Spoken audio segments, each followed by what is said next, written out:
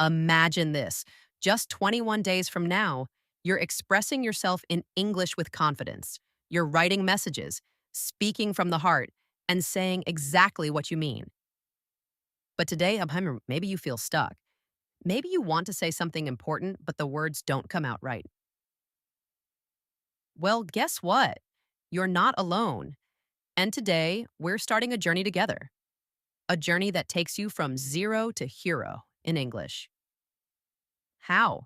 With real stories, real emotions, and real English that actually helps.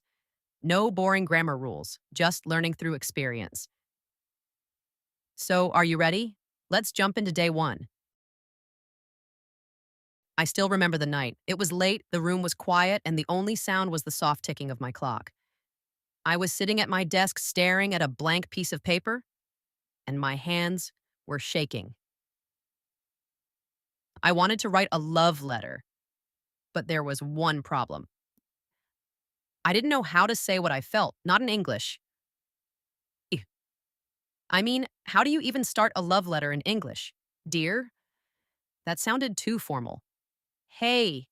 That sounded too casual. I wanted it to be perfect. And then the question started flooding my mind. What if my grammar is wrong? What if he doesn't understand? What if I sound stupid?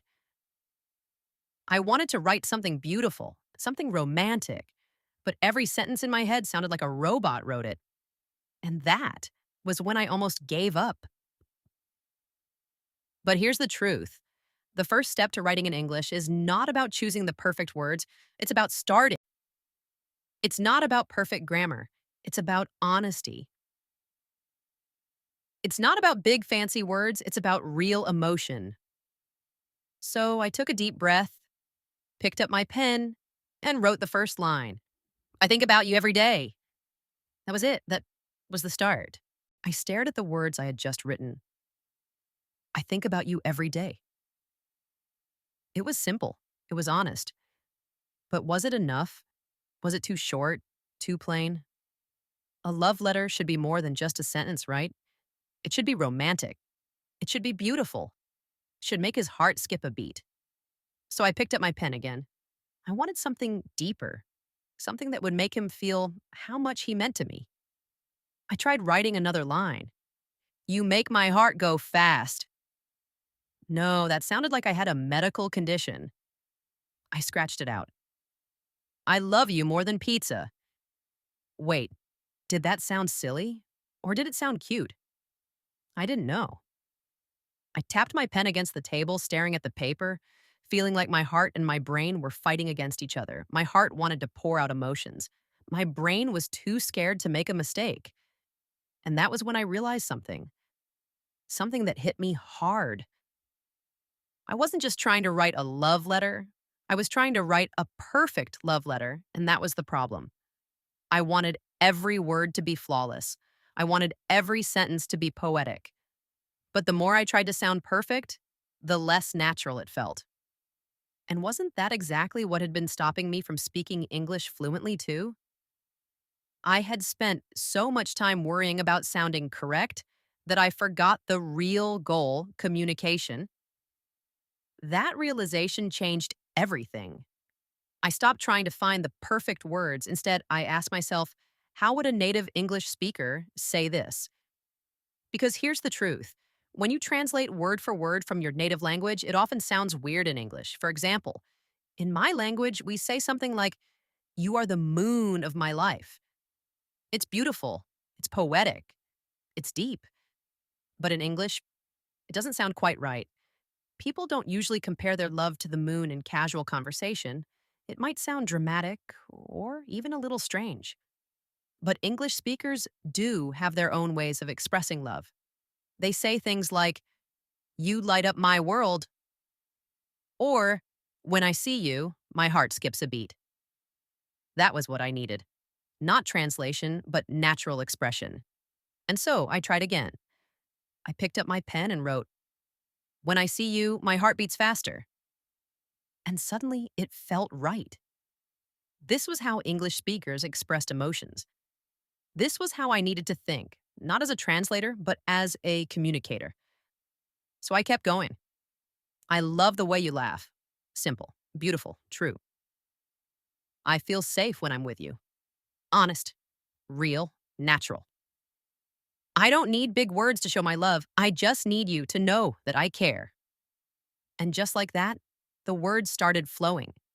Not because my grammar was perfect, not because I had a huge vocabulary, but because I stopped being afraid. And that is the secret to writing and speaking fluent English. Not worrying about mistakes, not chasing perfection, but expressing yourself in a way that is natural. I looked at my letter, now full of words, and I smiled. It wasn't perfect, but it was me. And sometimes that's all you need. I sat there, staring at the letter in my hands. My fingers trembled slightly as I traced the edges of the paper. It was finished. I had written everything I wanted to say, but now I had to send it. And suddenly that felt even harder than writing it. Because now there were new questions in my head. What if he doesn't understand what I mean? What if my grammar is wrong? What if he reads it and laughs? Not because it's sweet, but because it sounds awkward? I wanted to believe that English wasn't about perfection. I wanted to trust that expressing myself was more important than getting every single word right. But in this moment, self doubt hit me like a wave. I picked up the letter.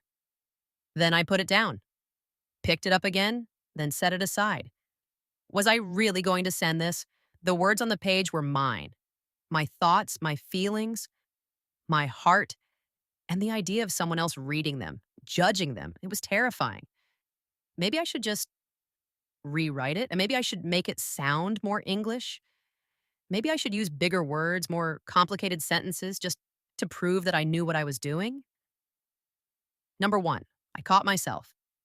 That was the old fear creeping back in.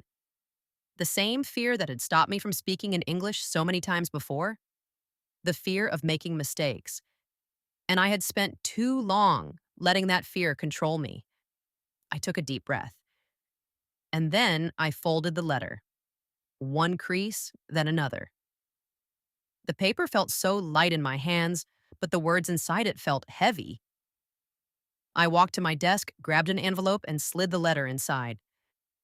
My heart was racing now. I could feel it in my chest, in my ears, in my fingertips. I wrote his name on the envelope. And then I stopped. Because this was it. This was the moment where I had to choose. Do I keep it or do I send it? I closed my eyes. I thought about every time I had wanted to say something in English but held back. Every conversation where I'd stayed quiet, afraid of sounding foolish. Every opportunity I'd missed because I was too focused on getting the words perfect instead of just speaking.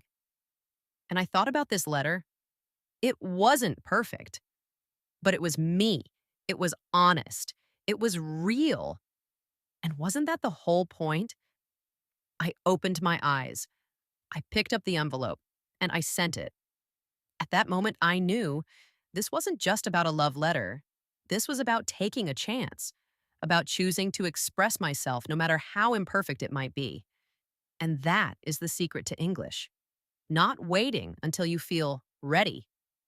Not rewriting the same sentence 10 times because you're scared of getting it wrong. But just speaking, just writing, just letting yourself be heard.